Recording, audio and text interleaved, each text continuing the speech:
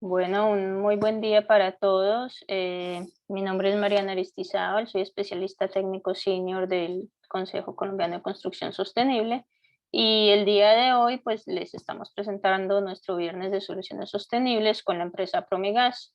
Eh, Nos acompaña hoy el ingeniero Marco San Juan, es gerente de innovación de Promigas y pues nos va a hablar un poco sobre el proyecto piloto para generar hidrógeno verde en Colombia. Como siempre, pues vayan escribiéndonos las preguntas en el chat y al final de la presentación pues se las transmitiremos al ingeniero Marco para que nos las vaya resolviendo. Y Marco, pues muchas gracias por acompañarnos hoy, por tu tiempo y pues te dejamos para que nos hagas tu presentación. Muchas gracias, Mariana, por la introducción y también por la oportunidad de compartir con ustedes esta experiencia. Voy a compartir pantalla y mientras comenzamos, de todos modos, comentarles que esta es una iniciativa que tiene un valor muy importante más allá de lo técnico también en aprendizaje para la organización, pero por supuesto para el país.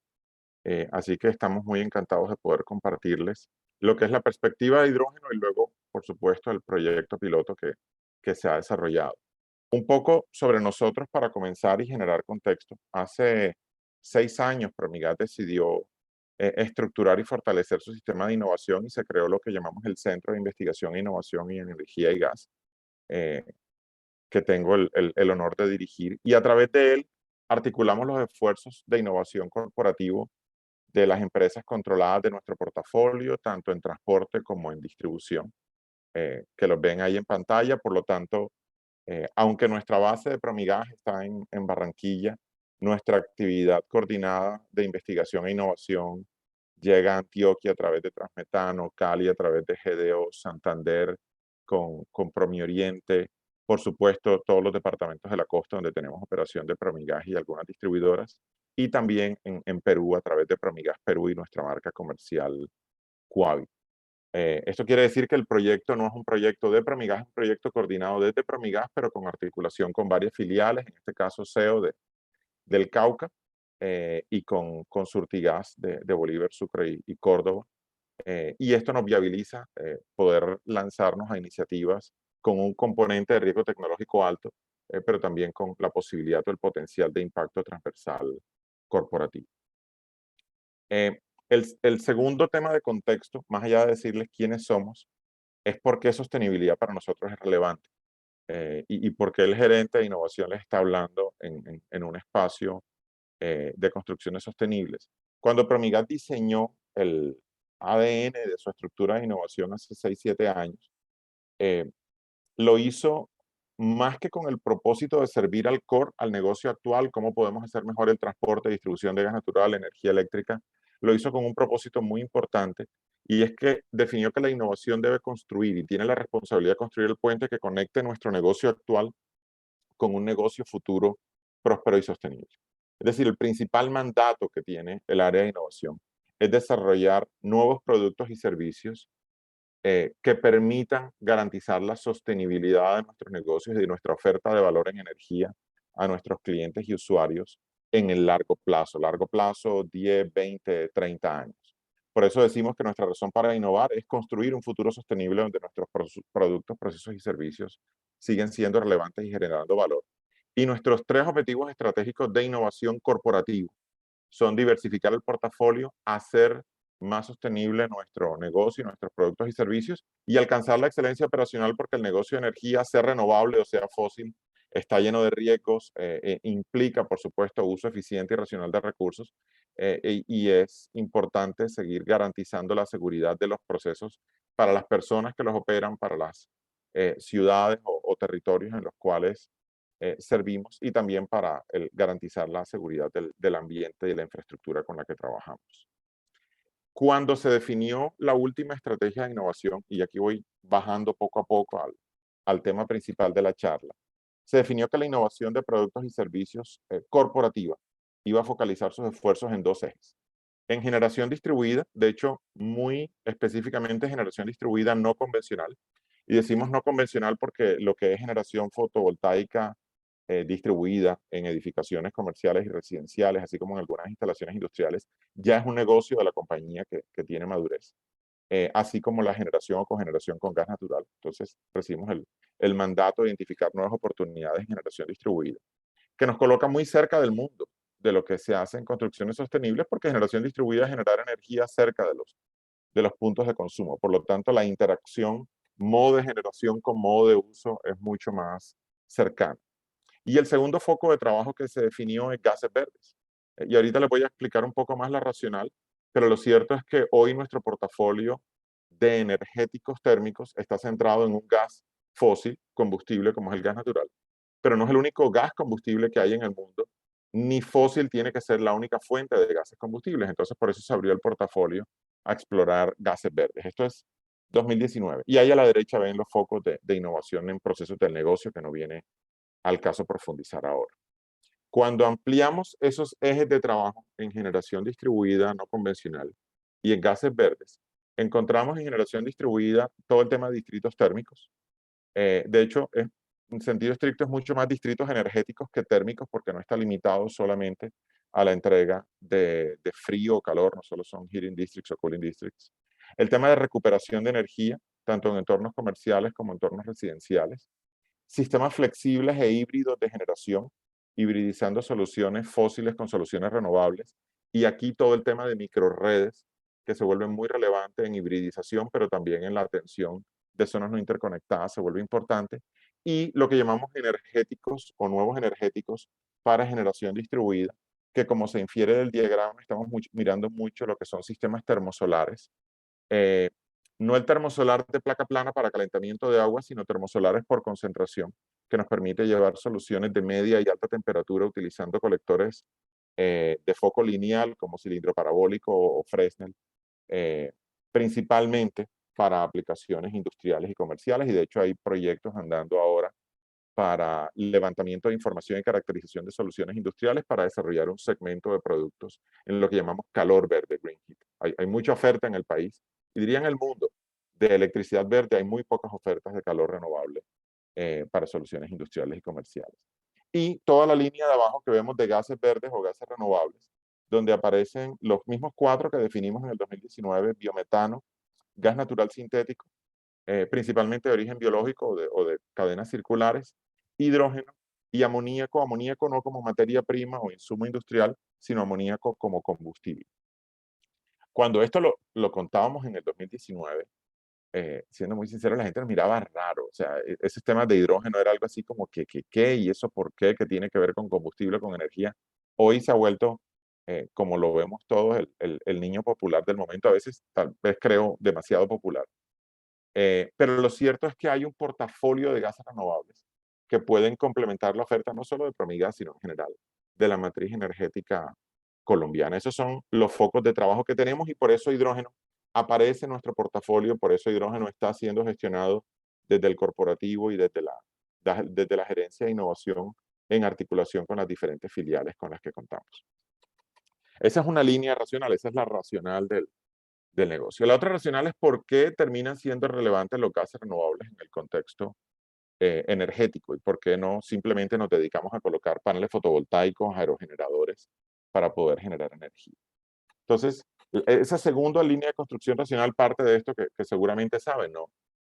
Cuando miramos las emisiones globales de gases de efecto invernadero, que ya están cerca a las 50 gigatoneladas en el año 2020, al cierre del 2020, el 74.4% de ellos son CO2, y el CO2 típicamente es un producto de la combustión, producto natural de la combustión. El 17% en intensidad equivalente termina siendo metano, y el metano es el principal componente del gas natural, así que se vuelve también muy necesario que entre dentro de la racional de abordaje nuestra a este desarrollo de productos y servicios para economías de bajo carbono. Eh, y aunque ese metano no es solo del segmento del gas natural, el que vemos ahí, el 17%, hay un metano que se produce naturalmente en la Tierra y es cerca del 40% de las emisiones. El 60% de las emisiones de metano sí son generadas por el hombre. En global, la industria del gas natural es responsable del 8% de ese 17%. Hay una gran participación de agricultura. y ganadería en ese segmento, pero digamos que todos los sectores tenemos la responsabilidad de asumir nuestro rol en ese componente. Entonces, lo primero es porque nuestro sector está naturalmente asociado a gases de efecto invernadero, pero más importante aún cuando miramos esas emisiones de gases de efecto invernadero desde una perspectiva de uso, es decir, no solo de quién mueve la energía, sino de cómo la usamos. Los usos de energía son responsables del 73% de las emisiones de gases de efecto invernadero a nivel mundial. No así en Colombia. Por cierto, como en Colombia tenemos un consumo de energía per cápita todavía bajo con respecto a países industrializados, energía en Colombia está entre el 40 y el 43%, pero a nivel global es el 73% de los generadores de gases de efecto invernadero. Por lo tanto, tiene mucho sentido que pensemos cómo usamos la energía y qué fuentes de energía utilizamos para poder efectivamente reducir nuestra huella de carbono. De hecho, aprovechando que estamos en un ámbito de construcciones, si ven abajo, uso de energía en edificaciones es el 17% de la generación de gases de efecto invernadero a nivel mundial. Y lo menciono porque muchas veces uno se concentra en qué pueden hacer las industrias o qué puede hacer el sector industrial. Un poco de la discusión, como ven en el cuadrante 4 ahí hacia la derecha, transporte, pero se le olvida a uno que uso de energía en edificaciones termina siendo uno de los grandes segmentos, y si lo miramos en participación en esa segunda rueda, es el tercer segmento en tamaño después de energía, industria, agricultura y usos forestales y uso de tierra, de los responsables en generación de gases de efecto invernadero. Por eso también vemos muy cercano la articulación de nuestro esfuerzo en generación distribuida con gases renovables, porque tenemos dos vehículos para poder atacar esas fuentes de emisiones a nivel global. Ahora, si nos vamos al caso colombiano, cada vez que estamos hablando de energía en Colombia no es extraño que nos escuchemos discursos como que Colombia tiene la sexta matriz energética más limpia del mundo. Y lo cierto es que Colombia tiene una matriz eléctrica muy limpia, la sexta más limpia del mundo. Tenemos un componente de renovables en nuestra matriz eléctrica muy alto, 70%, si miramos la generación hidroeléctrica con todos estos proyectos de solar eólica que vienen entrando en el país, aspiramos a llegar como país al 78%. Pero resulta que la energía eléctrica es el segmento menor o minoritario de uso de consumo de energía. Si nosotros miramos la forma como consumimos energía en Colombia, estas son cifras de 2018, pero la IAEA publicó cifras para Colombia 2019. En miles de barriles equivalentes de petróleo por día para llevar todos a una unidad común. En Colombia ingresan a la matriz energética 832.000 barriles equivalentes de petróleo por día y salen 585.000 barriles equivalentes de petróleo. Es lo que consumimos. La diferencia entre esos dos es la energía que se pierde o las ineficiencias del sistema, que como nuestra matriz eléctrica es hidro, no son tan altas. Es decir, aunque se vea muy grande la torta de pérdidas, no es tan alta comparada con otros países que tienen una base de generación eléctrica térmica donde las eficiencias son menores. Pero lo cierto es que la energía eléctrica que consumimos son 113.000 barriles equivalentes de petróleo al día. Es el 19% de la energía que consumimos. El uso mayoritario de consumo energético en Colombia y en el mundo es térmico. Es el térmico que utilizamos en transporte, es el térmico que utilizamos en una planta para cocción de atún, en hornos para producción de vapor, por supuesto, en algunos usos directos de generación de calor eh, industrial, en sector aceros, en sector cemento. Nuestro uso dominante de energía como economía es térmico. Sin embargo, casi todo lo que vemos son esfuerzos por hacer más renovable la energía eléctrica, que no está mal, pero cuando uno mira el Pareto no debería ser la prioridad, y hay muy pocos esfuerzos en cómo hacer renovable la energía térmica. A nivel Colombia es 19,81, a nivel mundial es 21,79, es decir, el 79% de la energía que se consume a nivel mundial se consume en forma de energía térmica. Y eso difícilmente va a ser resuelto exclusivamente instalando más paneles fotovoltaicos o más aerogeneradores. Hay un esfuerzo muy grande a nivel mundial por electrificación de los usos de la energía, pero las proyecciones más optimistas hacia el 2050 nos llevan a que ese 20% de uso de energía eléctrica se vuelva un 50% de uso de energía eléctrica, que es un crecimiento en 28 años de 2.5 veces la demanda. Eso es monstruoso, incluso en el escenario optimista, lo cual quiere decir que al 2050 vamos a llegar con un 50% de usos térmicos de energía todavía. Por lo tanto, los esfuerzos de descarbonización, los esfuerzos de net zero, deben pasar por abordar el tema de cómo vamos a hacer renovable esa energía térmica que hoy está realmente soportada solo parcialmente por gas natural, principalmente por combustibles líquidos, y que en el caso colombiano es en un 80% no renovable. 80%. Y la parte 20% renovable, por cierto, es porque tenemos uso de leña en cocción que es contabilizado como uso renovable dentro de la energía térmica, pero para nada es deseable desde el ángulo de salud pública. Lo cual quiere decir que como país, como mundo, pero como país, tenemos una tarea muy importante en la descarbonización de la energía térmica porque no podemos para nada depender en un horizonte razonable 2050 de la electrificación de todos los usos de energía. Ahora, ¿por qué no podemos depender de esa electrificación? Porque hay sectores que se conocen como sectores de difícil abatimiento o difícil conversión a operación eléctrica a bordo, donde no resulta eficiente o técnicamente viable esa electrificación. El sector de transporte marítimo, transporte de carga terrestre o aviación.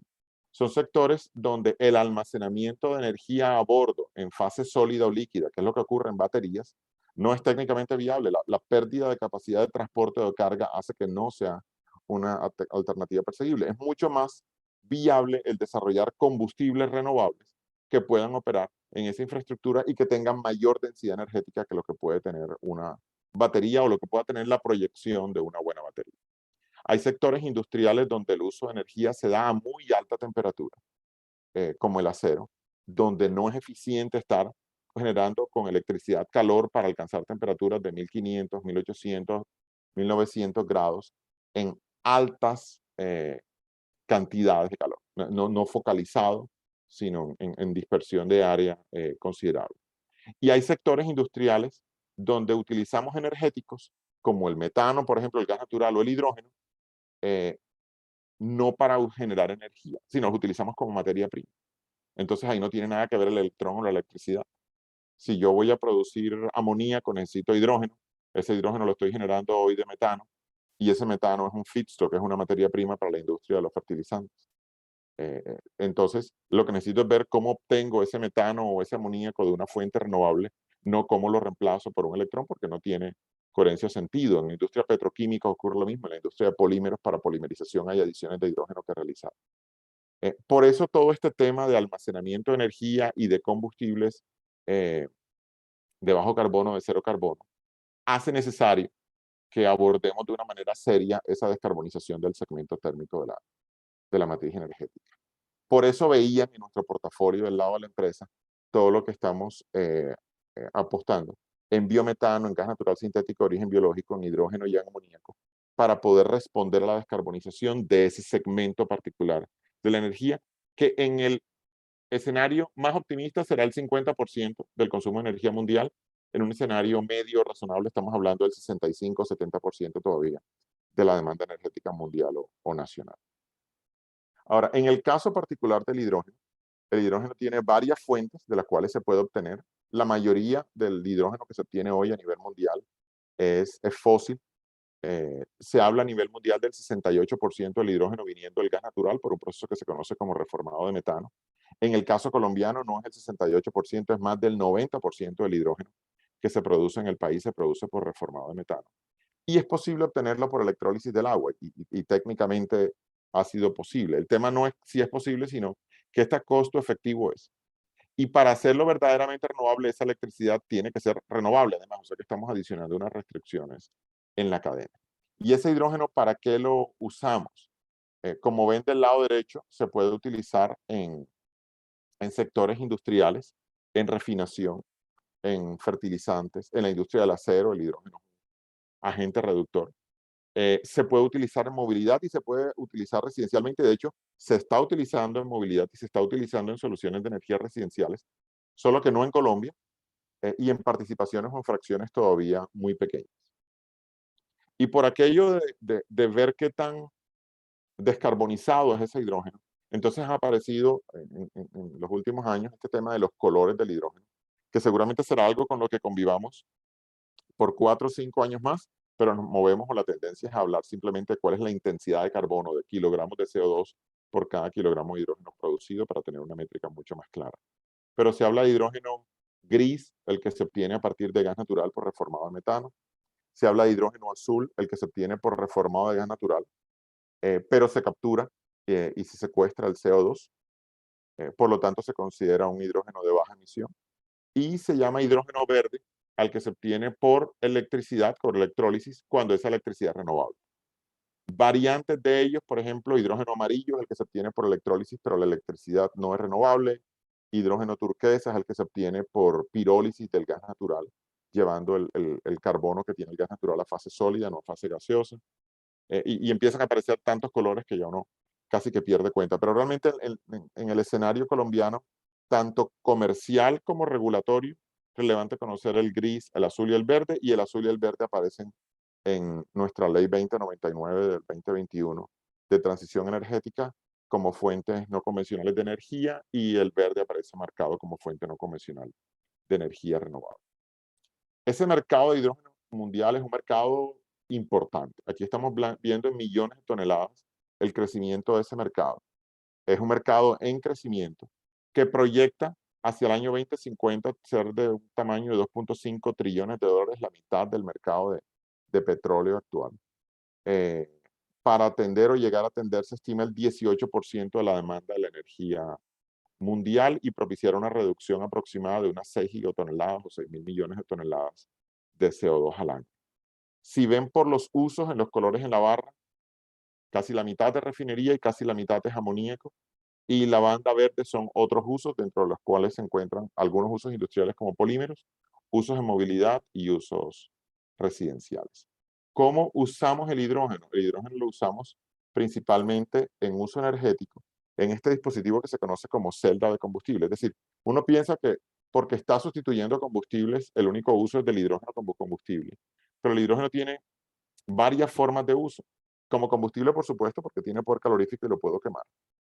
Como materia prima, que es lo que hacemos nosotros, por ejemplo, en la industria de fertilizantes o en la industria de la refinería, donde se utiliza el hidrógeno para capturar el azufre que está contenido en el crudo, como fuente de almacenamiento de energía, pero también como un vehículo para generar energía eléctrica por un proceso que no es de combustión, sino un fenómeno eh, electroquímico que se desarrolla en un equipo que conocemos como celda de combustible.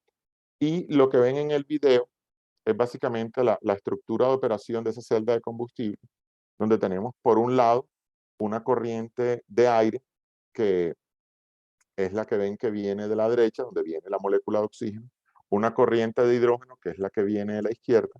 Ese hidrógeno llega en contacto con un catalizador, que típicamente es níquel platino, se separa el electrón del núcleo de hidrógeno, del átomo de hidrógeno, el núcleo permea la membrana, se une luego con el átomo de oxígeno y el electrón que viene de vuelta y produce agua. Entonces, esta celda de combustible es como la tecnología angular para utilización del hidrógeno en generación eléctrica. Y por ejemplo, en los vehículos, que me lo mencionaba antes de empezar la charla, en los vehículos eléctricos a hidrógeno, este es el generador de electricidad que se tiene a bordo del vehículo y nos permite luego con esa electricidad mover un motor eléctrico. Ese hidrógeno se proyecta como un commodity a nivel mundial, es decir, la proyección es que haya un mercado transnacional de hidrógeno con países potencialmente importadores, países potencialmente exportadores y países neutrales con autoabastecimiento de hidrógeno. La gran demanda de energía del mundo se encuentra en el hemisferio norte. Países de Asia-Pacífico como Japón y Corea se proyectan como grandes importadores de hidrógeno y de hecho así lo declaran en sus estrategias nacionales. Un hidrógeno que puede venir de Australia o de países del Golfo, pero también, ¿por qué no?, de América Latina. Europa, sobre todo países nórdicos y Alemania como importadores netos de hidrógeno, potencialmente producido en norte de África, en Medio Oriente, y también está mirando, sobre todo en Alemania, mucha importación de América Latina, ¿por qué no Colombia? Y en el caso de Norteamérica, Estados Unidos va a ser, es hoy un gran productor y va a ser un gran productor de hidrógeno, pero tiene una demanda energética tan alta que también se anticipa un pequeño margen de exportación de Sudamérica hacia allá. Colombia, en la hoja de ruta que lanzó el año pasado, declara su intención en ser un exportador, a diferencia de la estrategia de Chile, que está basado netamente en exportación. En el caso colombiano hay un componente fuerte de desarrollo de un mercado de hidrógeno como energético, de nuevo, que hoy no hay. Hoy el hidrógeno en Colombia es hidrógeno como materia prima, y también una palanca de ese mercado interno para poder potencialmente tener exportación de hidrógeno a mercados internacionales, principalmente europeos. Si miramos las proyecciones de la IEA en el World Energy Outlook, el último reporte, dependiendo del escenario que se considere, al 2030 va a haber una participación más relevante o menos relevante del hidrógeno. Hoy en el 2019 realmente los principales gases de bajo carbono o de bajas emisiones, gases combustibles, no es el hidrógeno, es el biogás y el biometano representando casi una producción mundial cercana a 450 millones de pies cúbicos día, que es el 45% del gas natural que se consume en un día en Colombia. O sea, es un mercado relevante. Pero de ese casi no escuchamos hablar. En el escenario de políticas sostenidas, hacia el 2030 empieza a aparecer el hidrógeno con una participación de un 15-18% de esa canasta de gases de bajo carbono. Y en el escenario de Net Zero 2050, ya al 2030 el hidrógeno se convierte en un participante importante dentro de esa canasta con un 35-38%. Sin embargo, me gusta mostrar esta gráfica porque en cualquiera de los escenarios, biogás y biometano siguen siendo fuertemente relevantes gases de bajo carbono dentro de esa matriz. Y por lo tanto es importante que más allá del boom de hidrógeno que vivamos, no nos olvidemos que tenemos unos gases de bajo carbono que ya existen, que tienen tecnologías maduras para llevarlos al mercado, que hay países que los han incorporado de una manera muy seria y relevante dentro de su matriz de combustibles renovables y en los cuales hay todavía muy poco desarrollo a nivel nacional.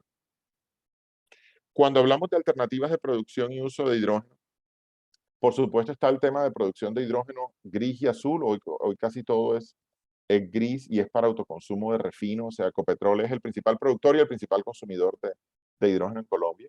Está el verde, está el hidrógeno amarillo que les decía que se puede generar con electricidad de la red.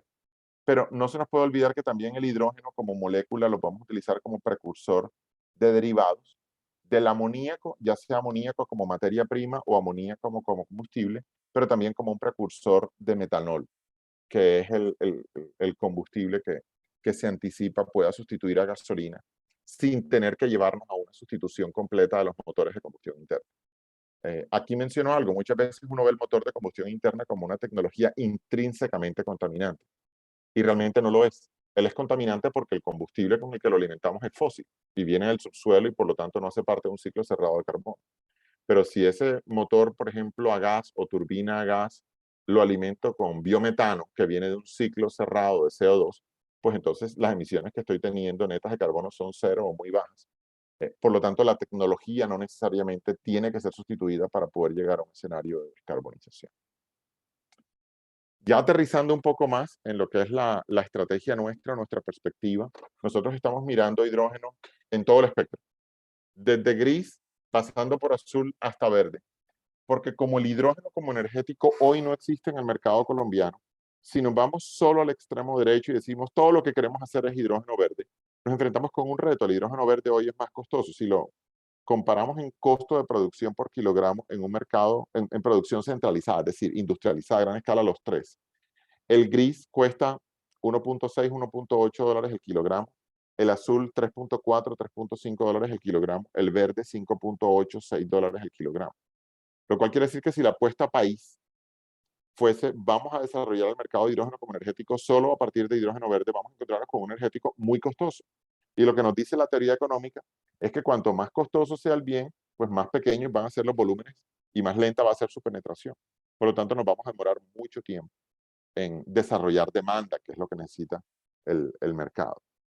Nosotros creemos que esa demanda hay que generarla con un portafolio de soluciones energéticas que nos permitan que el costo promedio del hidrógeno que se mueve en el mercado sea más bajo que el del hidrógeno verde actual, incluso un poco más bajo del azul, para generar demanda y luego gradualmente ir descarbonizando esos usos. Hay empresas que tienen posiciones diferentes y las respetamos, pero lo cierto es que nosotros como portafolio de compañías estamos explorando oportunidades en los tres frentes o tres segmentos de colores.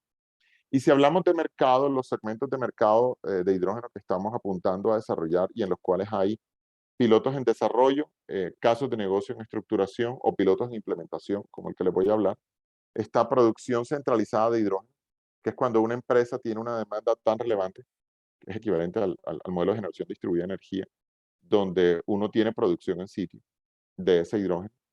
Transporte y distribución de hidrógeno, porque por el rol que jugamos hoy en la cadena de mercado, nosotros somos midstream, somos transportador y distribuidor de gas natural.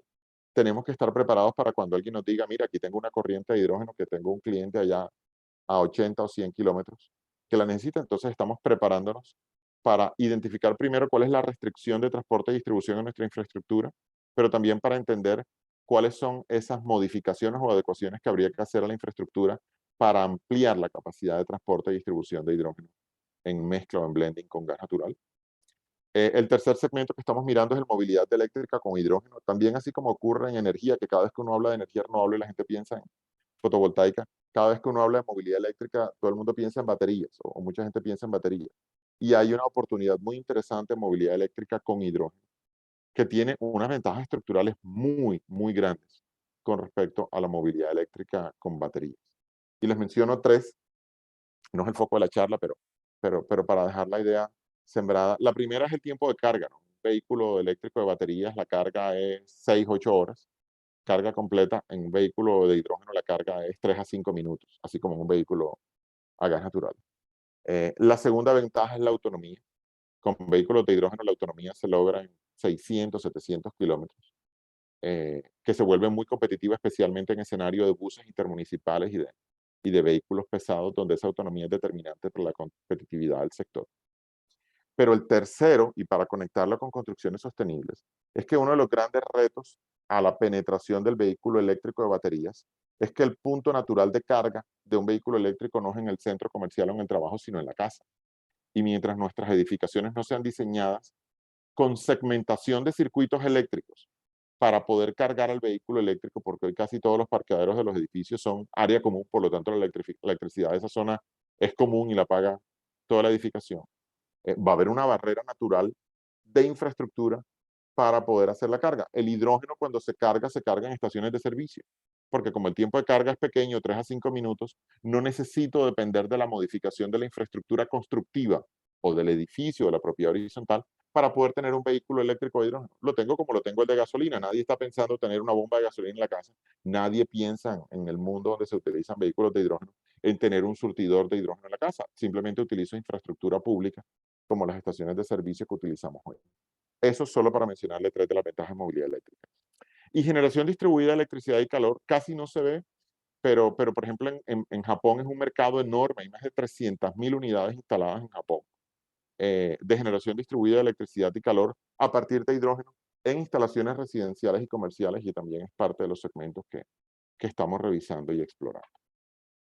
Ya aterrizando en el piloto, este primer piloto que desarrollamos lo desarrollamos de hidrógeno verde, porque lo queríamos hacer a escala pequeña y es mucho más viable conseguir soluciones a pequeña escala de electrolizadores que soluciones a pequeña escala de reformado de metano con gas natural.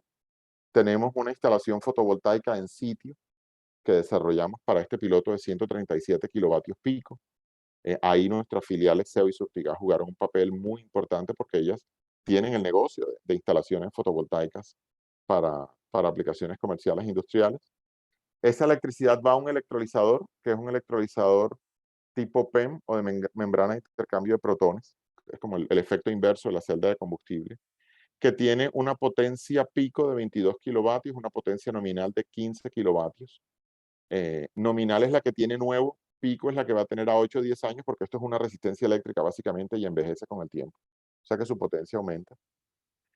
Recibe agua. El consumo de agua es de 16 metros cúbicos año, menos de lo que consume un apartamento típico en Colombia, y produce 1.5 toneladas de hidrógeno al año, equivalente en energía a 209 millones de BTU por año. Es una muy pequeña cantidad de hidrógeno. Lo produce a unas 420 libras, 410 libras. La regulamos la presión para inyectarla al sistema regional de transporte de Cartagena, en el cual se mueven entre 5 y 35 millones de pies cúbicos día de gas natural. Y digamos que ahí tenemos una inyección y es el primer piloto en América Latina de blending de gas natural en redes de blending de hidrógeno en redes de gas natural que se desarrolla. La concentración que se logra de hidrógeno en gas natural es bien pequeña. el valor promedio es 0.02% de hidrógeno en gas natural. Por lo tanto, y esto es tal vez uno de los preconceptos que me gusta romper en estas charlas, el objetivo no es ver cómo el hidrógeno se comporta dentro de la tubería de gas natural viva que tenemos nosotros ahí, porque el 0.02% no se ve, ni se nota, ni tiene un impacto relevante. Este piloto fue desarrollado con 3 propósitos.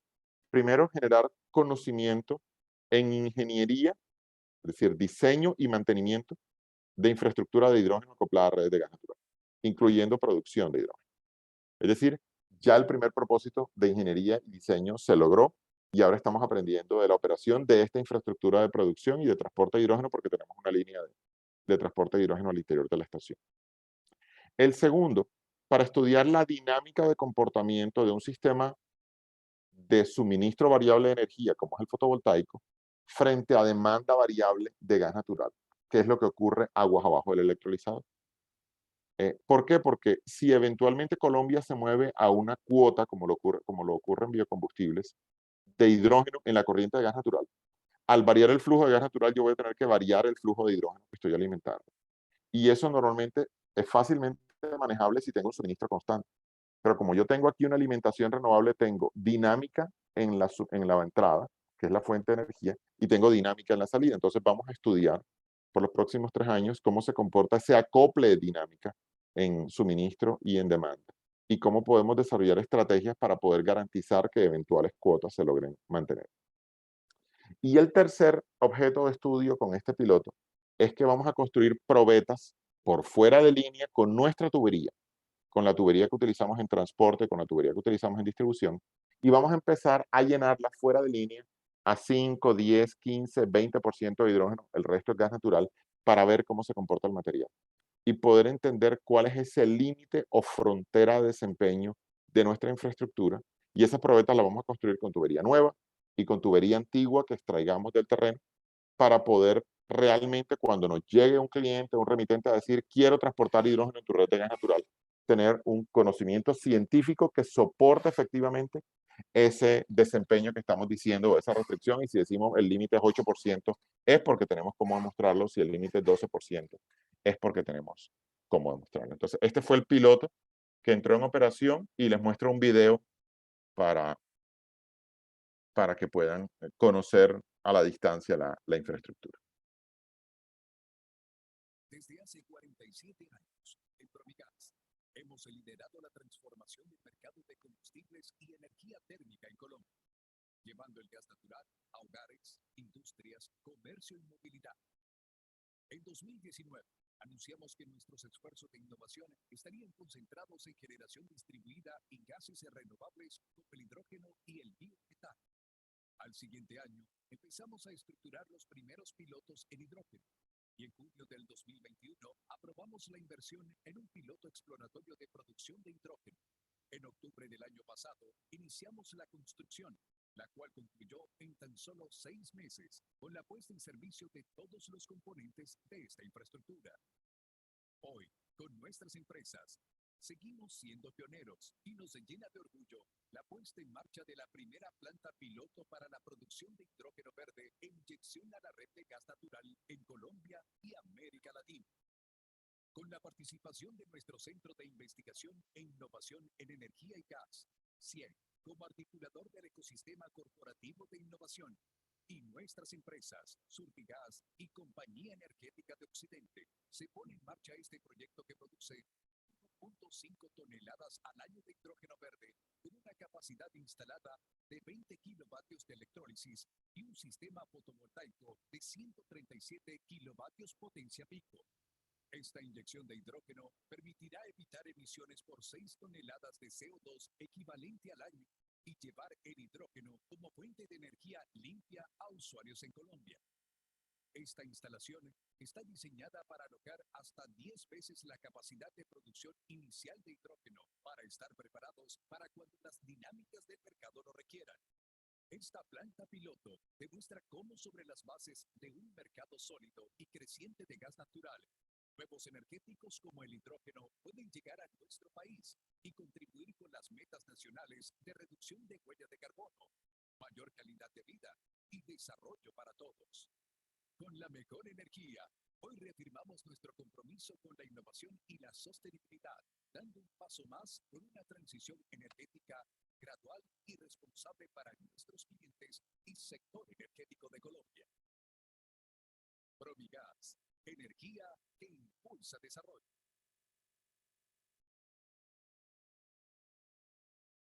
Listo, y con eso cierro la presentación. Quiero hacer simplemente un comentario final, una nota al margen.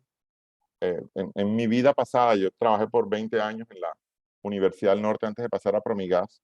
Eh, pues por supuesto me dedicaba a investigación en temas de energía y optimización de procesos, y uno de los ángulos en los que trabajé por varios años fue en el de sistemas de control y detección de fallas para sistemas de control en edificaciones sostenibles. Hoy soy editor asociado, ya llevo 3 años, del Journal de Ingeniería para Edificaciones y Ciudades Sostenibles. Entonces, si alguno de ustedes está haciendo trabajos de investigación o aplicados que consideran relevante publicar, por favor me contactan y los invito a considerar esta revista para publicación de trabajos. Tiene 3 años de existir y hay muy poco que ha llegado de América Latina, pero sé que por la naturaleza de lo que tenemos nosotros en el país hay mucho potencial de divulgación a través de este tipo de medios. Entonces, con eso termino la presentación. Muchísimas gracias a ustedes y quedo atento a preguntas si las hay. Muchas gracias a ti, Marco. Muy interesante, pues como todo este tema y todas estas nuevas opciones que se están dando como para la parte energética en el país. Hasta el momento no tenemos preguntas. No sé si alguien quiera dejar su pregunta o algo en el chat. Les damos unos minuticos para que las puedan hacer. Y yo sí tenía una pregunta, Marco. Pues dado lo que comentabas, o sea, está claro entonces que la energía eléctrica como tal no va a ser suficiente como para suplir ciertas demandas energéticas como a nivel industrial y eso. ¿Es allí entonces donde vemos en el hidrógeno verde como un buen aliado? Sí, es allí donde vemos en los combustibles renovables un buen Ujú. aliado, y el hidrógeno verde dentro de ese portafolio de combustibles renovables. También él tiene un rol que jugar en el almacenamiento de energía. Ok. Uno de los retos en electricidad es que hay países que tienen mucho potencial renovable por encima de la demanda, y hay países cuya demanda excede su capacidad de generación renovable. Entonces vamos a tener que exportar energía. El hidrógeno también se vislumbra como un portador de energía, porque uno puede en un país generar renovables, electricidad, electrolizar, producir hidrógeno, el hidrógeno transportarlo, y en el punto de destino ese hidrógeno se transporta en tuberías y se genera energía eléctrica en celdas de combustible, o se utiliza como combustible. Entonces ya se vuelve un poco más eh, versátil. Gracias. Mira, tenemos por aquí una pregunta, pues agradecen por la presentación, dicen que está muy interesante el tema y que quisieran saber si estas gasolineras, por así decirlo, de hidrógeno, qué impacto tendrían a nivel ambiental y económico, como las estaciones de recarga de hidrógeno para vehículos. Sí, la huella terrestre de una hidrolinera, como se conoce, es la misma huella terrestre de una estación de servicio actual. Eh, la huella ambiental depende de si el hidrógeno se está generando en sitio o no.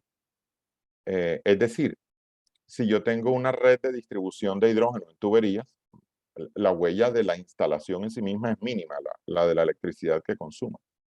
Eh, si lo produzco en sitio y tengo, por ejemplo, una red de gas natural, y lo que hago es que hago el reformado allá, tengo la huella de carbono de mi proceso de reformado de metano. Lo que va a ser muy complicado es pensar que el hidrógeno verde se produzca en sitio en una electrolinera o en una hidrolinera, por la naturaleza de la demanda, ¿no?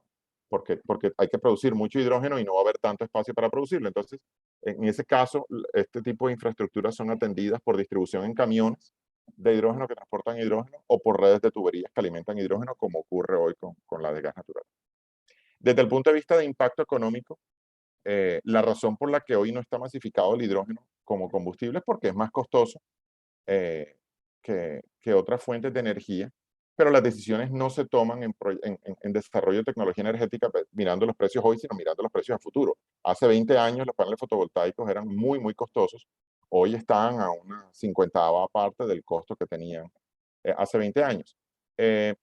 Con respecto al costo, realmente de las hidrolineras, depende de nuevo si es producción en sitio de hidrógeno o si es una estación que simplemente dispensa lo que ya se transportó en un camión o en tubería, y lo que tiene es una operación de dispensación directa. Bueno, gracias. Tenemos por aquí otra pregunta de Germán López. También agradece la presentación y la pregunta ¿es posible considerar como hidrógeno verde a partir de biometano con captura de CO2? Gracias, Germán. No, Germán, cuando hay hidrógeno producido a partir del reformado del biometano, ya de por sí es verde. Si capturo CO2, lo hago carbono negativo. Porque el biometano viene de un ciclo de carbono biológico donde hubo fijación en planta de ese carbono. Se produjo el desecho agrícola, ese desecho agrícola me produjo la molécula de metano en el biogás, hice el upgrading y obtuve biometano. Hago el reformado, produjo hidrógeno. Si además en ese proceso capturo CO2, estoy no devolviendo ETAM, sino estoy utilizando el proceso como fijador de CO2, entonces es carbono negativo. Gracias. Tenemos otra de Arturo García, que nos pregunta ¿cuánto considera que será el periodo de transición de donde las energías renovables sustituirán a las no renovables en América Latina? Nadie sabe, Sí. Arturo, nadie sabe. O sea, las apuestas mundiales, ¿cuáles son? Hoy hay unas metas con Horizonte 2030 que están forzando una transición energética. No solo en Colombia, en otros países del mundo. ¿Cuándo llegaremos a net zero? Depende globalmente. Incluso países grandes productores, grandes consumidores de energía, como China o India, han dicho que ellos sí van a hacer net zero, pero 2060 o 2070.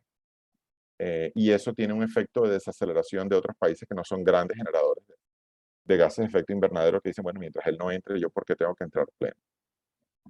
Pero yo pienso aquí que la pregunta no es de cuándo, sino cuándo se va a dar la sustitución de energía térmica. O sea, como país, si lo miramos como país, el esfuerzo de las plantas fotovoltaicas y eólicas que se están implementando debería ser tal vez lo último que hagamos en renovables a nivel nacional, porque llegar al 80% de la matriz renovable excede cualquier compromiso nacional razonable por encima del 2030. Hay otros sectores que tienen que ser enfrentados. El sector de consumo de energía térmica tiene que ser enfrentado, uso de tierras y reforestación tiene que ser enfrentado, y el sector agrícola, que es otro gran emisor de gases de efecto invernadero. Entonces, yo segmentaría la pregunta por usos de energía, y me queda la incertidumbre de si como país el próximo gobierno va a enfrentar esos ejes, o va a seguir haciendo lo que han hecho los gobiernos anteriores, y es concentrado en electricidad y un poco despreocupado de lo que ocurre con el sector de energía térmica. Mientras no se aborde energía térmica o emisiones de efecto invernadero del sector agrícola, va a ser muy poco el efecto real de transformación energética que vamos a ver en algo que no sea electricidad. Bueno, Marco, pues muchas gracias. Con esto pues hemos sacado como las preguntas que teníamos aquí en el chat. Agradecerte nuevamente por el tiempo y la presentación, y a todas las personas también que nos estuvieron acompañando hoy, darles las gracias. Bueno, María, gracias a Bueno, que ustedes. estén muy bien a todos. Hasta luego.